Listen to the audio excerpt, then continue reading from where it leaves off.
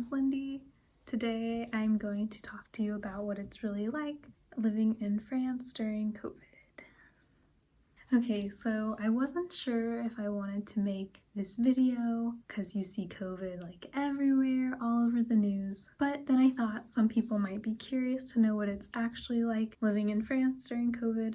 Plus, I thought personally this would be kind of cool to look back in the future and see where I was and to see what I was experiencing during this part of history. Before we get into it, I just want to say how I'm going to talk about the sanitary measures that the French government have put in place, along with what I've observed while being here. I'm also not coming into this video to complain. This has been a global pandemic. People have lost their lives, have lost loved ones, have been truly very sick from this pandemic. And it's also been hard on many people mentally. So I'm going to talk about what's been going on in France.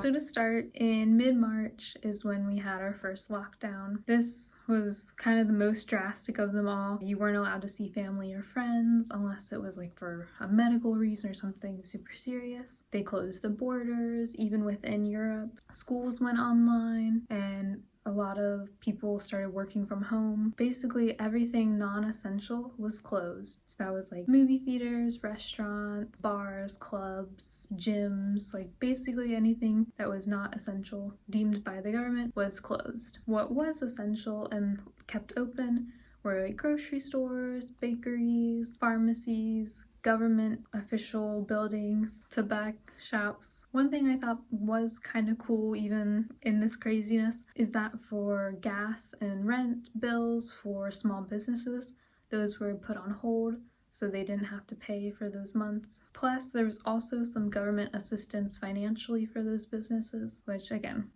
pretty cool. A lot of flights got canceled. There was a shortage in masks. You also needed basically a permission slip to really go anywhere.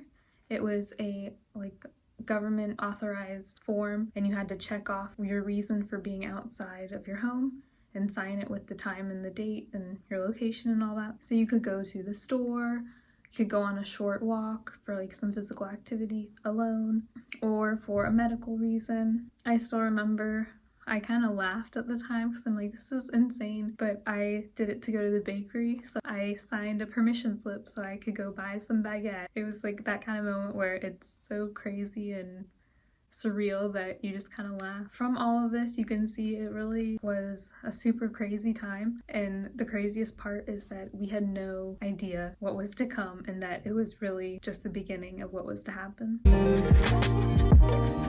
So after March, April comes and then masks are more widely available. Then in about mid-May, the lockdown ends.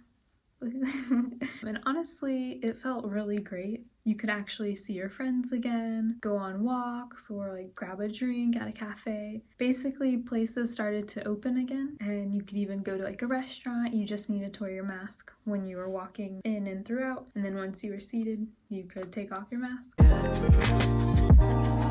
Then in the end of June, some middle school and high schools started to open for the last 2 weeks of school. There was lots of sanitary protocols put in place, so they had to wear masks in class. Teachers wiped down the desks. There was hand sanitizer everywhere. There was smaller class sizes. Just lots of protocol put in place to hopefully minimize the spread. In August, everyone is required to wear masks in public enclosed spaces. September comes and students come back to school. All students above the age of 10, they have to wear masks in school. And then October rolls around and end of October, boom, we're hit with a second confinement. Honestly, it was really mixed for me. I got sad going into it because I thought here we go again, another a second wave. But for me, I still went to work, still into school. So I would still teach and my daily life didn't change too much. The only thing was I couldn't see friends, which again made me mixed because I was I feel this is kind of normal now, but also I still missed getting to see friends. However, the non-essential stores are still closed, the schools stayed open, and then masks now are kind of mandatory everywhere, especially if you're in Paris or big cities. Kind of walking anywhere you need a mask in public. Okay, we're almost there. So now we are in December. It's the end of the confinement of the quarantine. We're all excited, ready for the holidays, but now instead we have a curfew of 8 p.m. But we're kind of like, you know what? That's okay, as long as we're not in quarantine anymore. However, though, in some regions where the cases are higher, they were already at a 6 p.m. curfew, and then, as you know, now all of France is at a 6 p.m. curfew. Schools, they're still open. They've kind of changed the schedule. Some schools are doing a A week and a B week, so half the class comes one week and the other half works online and then switches, just to kind of reduce the class size. Non-essentials for the most part are still closed. However, most restaurants are doing takeaway options, and that's like the silver lining of this all. This is like the way you can still be social. A lot of cafes like have their drinks for sale, like a coffee or latte or something right by their restaurant, so you can kind of grab a drink with a friend and just find a little bench or stand to the side. And especially on a warmer day, it's January, February, but there's been surprisingly some warmer days. You can lean on me. Now that brings us into February, where I am currently recording this video. That's kind of a pretty overall summary of where we're at. There is currently talk about a third quarantine, but they're trying to avoid it. I'm hoping. I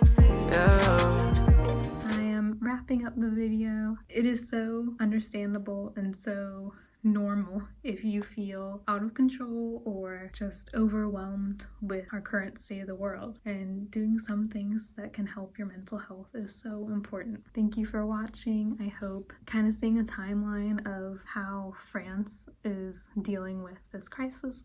Let me know before, is your country handling it in a similar way in the comments below. Thanks so much for watching. Feel free to subscribe if you want to see future videos on France, travel. I have some already on my channel and gonna do some more here soon, but yeah, thanks. Bisous.